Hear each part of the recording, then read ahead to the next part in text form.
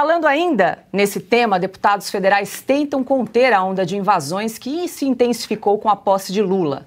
Marcos Polon, do PL de Mato Grosso, apresentou um projeto em que o invasor fica proibido de receber benefícios de programas sociais do governo e de tomar posse em cargo público. A proposta de Eduardo Bolsonaro, do PL de São Paulo, impede o invasor de participar de concursos públicos federais, de ser nomeado para cargos comissionados e de se matricular em estabelecimentos oficiais de ensino. Já o capitão Alden, do PL da Bahia, apresentou a proposta para caracterizar como ato de terrorismo a invasão armada de terras ou imóveis particulares com a intenção de ser o futuro proprietário. No projeto, capitão Alden destacou números de invasões em governos passados. O INCRA registrou 24 casos no governo Bolsonaro, no de Fernando Henrique Cardoso, 2.500 invasões, 2.000 nos dois governos de Lula e mais de 1.000 nos mandatos de Lula. Temos aí uma arte, então, mostrando o número de invasões de terras pelo Brasil nos últimos governos. Então, governo Fernando Henrique, pouco mais aí de 2.500 invasões de terra. Nos dois mandatos de Lula, 2.000 invasões. Nos dois mandatos, quase dois mandatos de Dilma, 1.000 invasões. E no governo Bolsonaro, então, 24 invasões.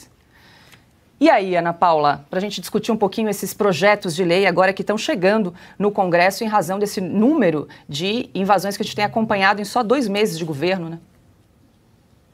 Mas, Paula, o projeto do Eduardo Bolsonaro, o projeto, essas sanções, elas são específicas para invasão, as invasões de terra, é isso? Vou até perguntar aqui para a produção. Aqui diz o seguinte, que o invasor de terras não pode participar nem de concurso público, nem para ser nomeado para cargo comissionado. É uma punição a quem invade as propriedades, para quem pratica o ato terrorista. Eu acho que isso é muito pouco, não tem essa de não pode concorrer a cargo eletivo ou a cargo público. A punição tem que ser a cadeia, chilindró, xadrez. Não tem essa de invadir propriedade privada, não, vamos aliviar, não pode isso, não pode, simplesmente não pode. Propriedade privada é propriedade privada, ponto. Você ultrapassar exatamente o limite da lei, invadindo uma propriedade privada, armada ou não, se uma pessoa invade uma propriedade privada, um ladrão, que entra numa casa, isso não é uma invasão a uma propriedade privada? E ele rouba, e ele comete algum crime ali dentro. O fato de invadir uma casa já é um crime, e ele comete ali algum outro crime, um segundo crime dentro da casa. Não tem essa, ele de não pode se eleger, não pode. Ele vai preso, ele vai ser julgado, ele vai preso pelo crime de invadir aquela casa. Então não tem, com terrorista não tem conversa, tem que ser o rigor da lei. Invadiu, armado ou não, é crime. Uma propriedade rural, uma propriedade privada ou um chalezinho, é crime, ponto final. É a cláusula pétrea da Constituição, direito de propriedade, não se discute. Isso não está em discussão, não pode, ponto. Não pode. E também não tem essa de propriedade improdutiva, latifúndio. Vai saber o que está planejando o proprietário como improdutiva, porque não tem uma plantação ali, pode ser invadida. Claro que não. Claro que não, ele pode estar planejando, dono outra coisa, para aquilo, a terra é dele. E ponto. Vou pedir só para a produção exibir novamente aquela arte com o número de invasões nos últimos governos, Silvio, porque chama atenção, né, a diferença.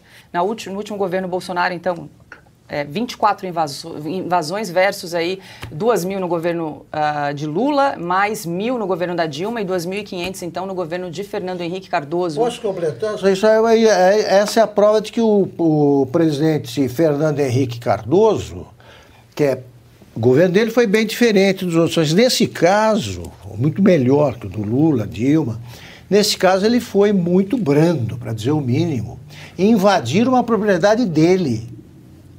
Fizeram churrasco com gado que tinha lá. Os caras aparecem sentados nas salas vendo televisão, uma coisa assintosa.